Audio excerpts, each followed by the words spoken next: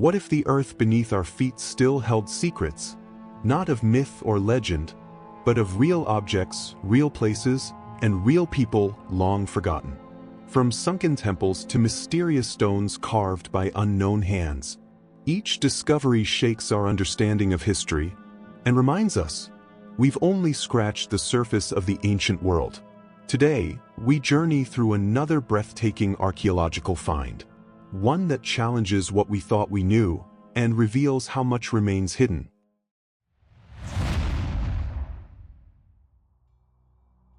Prehistoric stone circles of Western Europe. In the rolling landscapes of Western Europe, scattered across moors, hills, and hidden fields, lie hundreds of ancient stone circles.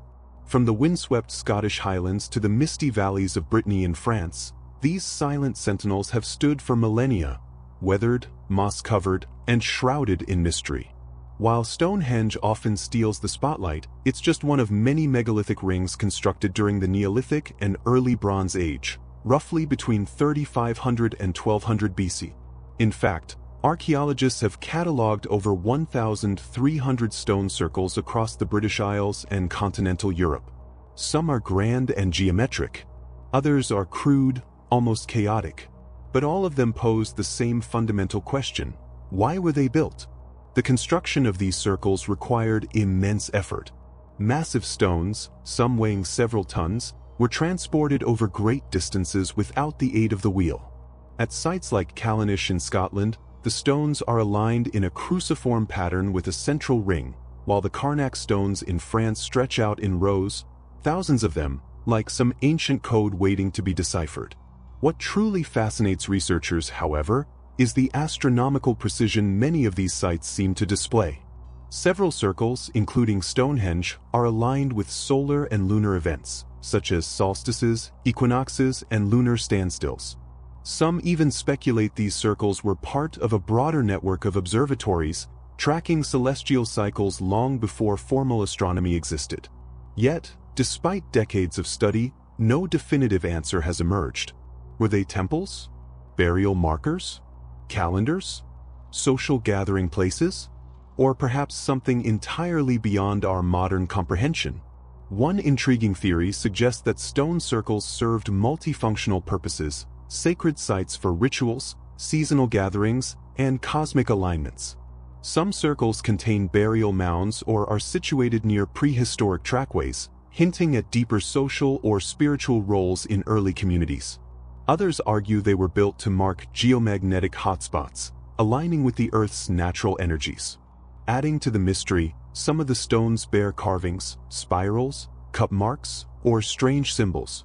But even these markings resist easy interpretation. Are they primitive art? Astronomical symbols? Clan emblems? We simply don't know. What we do know is this: these circles reflect a world where stone and sky were deeply connected, where early humans looked upward and shaped the earth in response to what they saw. And they did so with precision, reverence, and a mystery that has survived for thousands of years. From the windswept moors of Dartmoor to the hidden rings in Ireland and France, these ancient circles remain some of the most awe-inspiring archaeological wonders in Europe. And yet, despite all our tools and theories, they continue to whisper a question we have yet to answer. Mysterious carvings of Fontainebleau Forest. Hidden just beyond the glamour of Paris, the Fontainebleau Forest stretches across more than 100 square miles of oak and pine. It's a place beloved by hikers and climbers today, but deep within its sandstone boulders lies one of France's most enigmatic archaeological mysteries: thousands of ancient rock carvings, scattered in remote and often inaccessible areas of the forest. These carvings, known in French as gravures rupestres, first drew attention in the 19th century, but it wasn't until recent decades that their true scope began to emerge. Thanks to modern surveying techniques, archaeologists have identified over 2,000 engraved sites. And yet, no one can say for certain who made them or why. The images are strange and varied. Some depict geometric patterns, zigzags, spirals, and labyrinthine grids, while others show human-like figures, tools, or abstract symbols. The carvings appear to have been made using stone-on-stone techniques, etched directly into the soft sandstone. Many are located in dark recesses of rock shelters, sometimes accessible only by crawling into narrow crevices or climbing to dangerous heights. This placement alone raises questions. Why carve in places no one could easily see? Were these markings meant to be hidden, or did they serve a purpose known only to the people who made them? Dating the carvings has proven incredibly difficult. Because there are no accompanying artifacts, no pottery, no bones, archaeologists have had to rely on stylistic comparisons and erosion patterns. Most estimates place the carvings somewhere between the late Mesolithic and early Bronze Age, roughly 4,000 to 6,000 years ago. Some scholars believe they may be the work of prehistoric hunter-gatherers, marking territory or conducting rituals tied to fertility, death, or astronomy. Others suggest they were created over many generations, evolving with each group that passed through the region. A few even propose that some carvings might be proto-writing systems, long predating Celtic or Roman influence in France. But no definitive interpretation exists. More recently, digital imaging has revealed details invisible to the naked eye, suggesting that some carvings were modified over time, possibly reused or reinterpreted by later cultures. This raises even more questions. Were the carvings part of a living, evolving tradition? Or are we seeing layers of lost belief systems, stacked atop one another across millennia? The French government now protects many of these sites, but the forest still holds countless unrecorded carvings. Local legends speak of hidden messages, initiation rituals, and even pagan rites once performed in the caves. Whatever their purpose, the Fontainebleau carvings remain a silent language, etched in stone, yet unreadable. They invite us to imagine a time when the forest itself was sacred, when people carved their thoughts into the rocks as offerings to the unknown. Even now, in the age of satellites and science, the stones refuse to speak. Mayan alien carvings. Deep in the jungles of southern Mexico and Guatemala, the legacy of the ancient Maya civilization is carved into stone, pyramids, stelae, and intricate glyphs that speak of kings, gods, and cosmic time. But among the countless carvings unearthed across Maya ruins, there are a few that seem to depict something far stranger, something not quite human. These controversial reliefs have fueled decades of debate among archaeologists, fringe theorists, and curious minds alike. They're often cited by proponents of ancient astronaut theories, who claim the Maya may have recorded encounters with extraterrestrial beings. One of the most well-known examples comes from Palenque, in the tomb of the Maya ruler Pakal the Great. His sarcophagus lid features an elaborate image of the king in a strange seated posture, surrounded by intricate mechanical-looking motifs. To traditional archaeologists, it represents Pakal descending into the underworld. But to others, the posture, structure, and orientation resemble a man piloting a spacecraft, complete with control panels, exhaust flames, and breathing tubes. It's not the only strange image. Across other sites like Copan, Quirigua, and Tikal, researchers have found carvings that seem to show figures wearing helmets, large goggles, or suits with tubing-like adornments. Some glyphs include what appear to be aerial vehicles or cosmic beings descending from the sky, sometimes surrounded by radiating lines and circular forms. Skeptics argue that these are classic examples of misinterpretation. The Maya were deeply spiritual, and their art often depicted complex symbolic systems involving gods, the cosmos, and cycles of death and rebirth.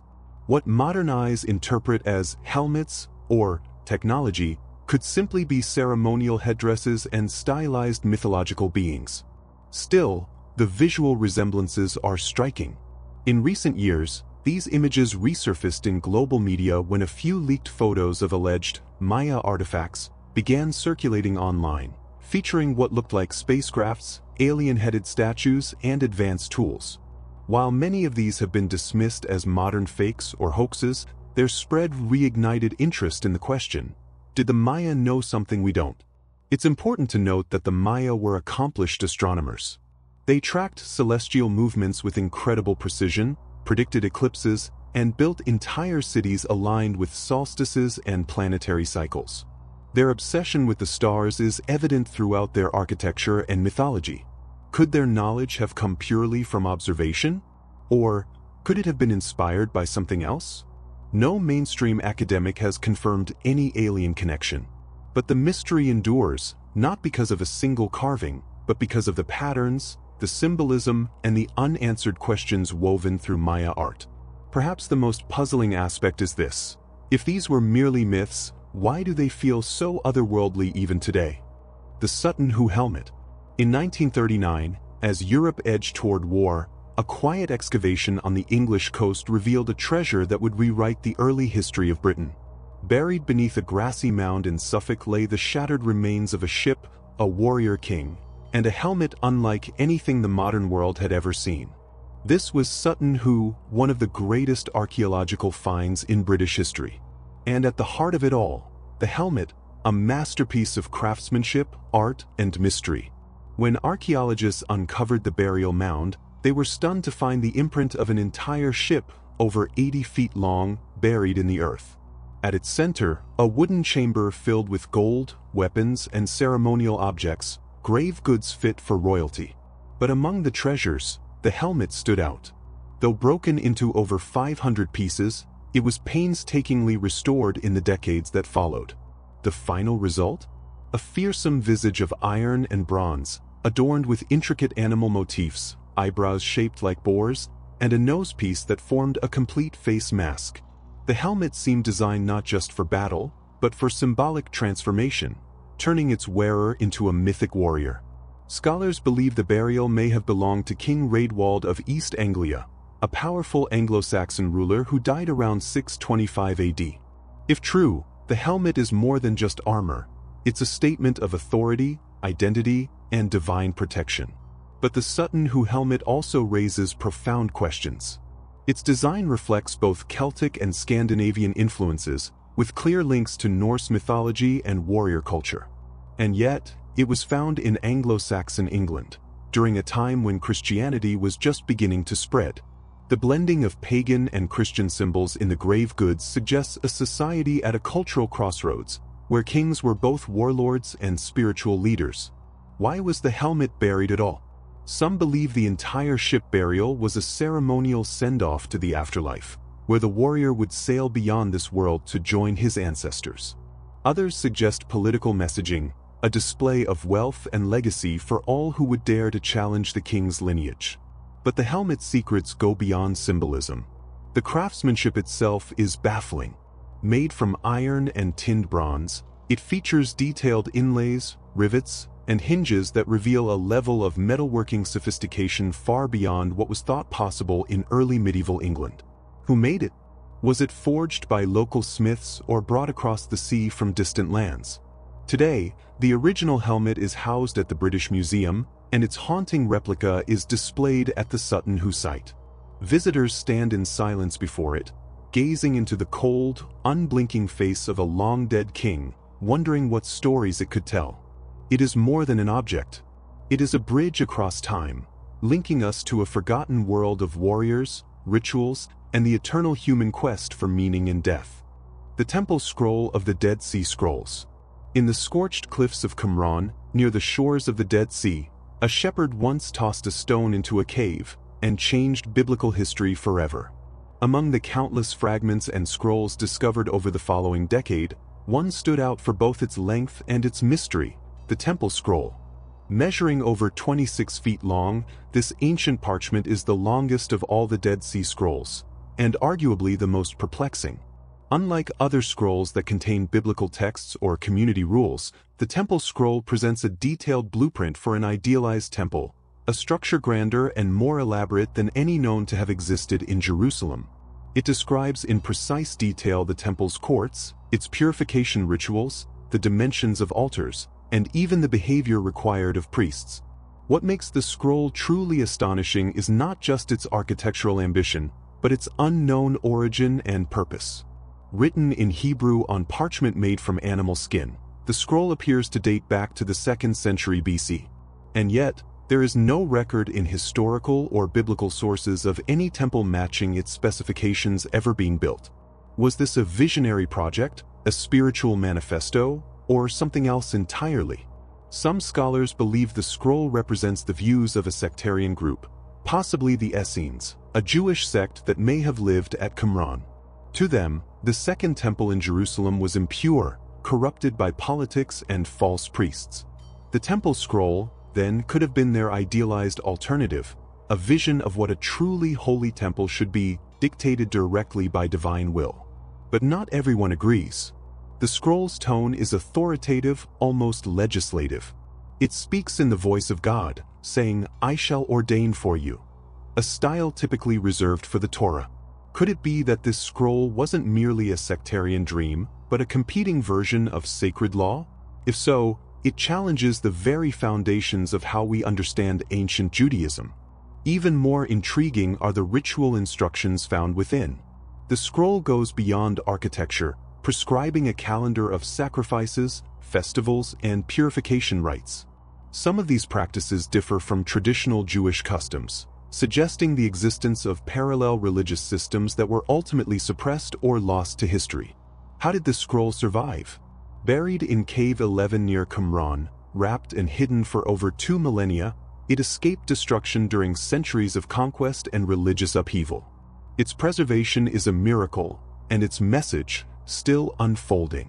Today, the Temple Scroll rests in the Israel Museum in Jerusalem, its faded letters still readable under glass. But its meaning remains debated.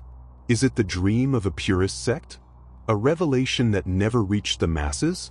Or a relic from an alternative spiritual path, erased from official memory? The answers may be lost in time, but the scroll endures, whispering from the desert with a voice few truly understand. The Pictish cross slab of Dingwall.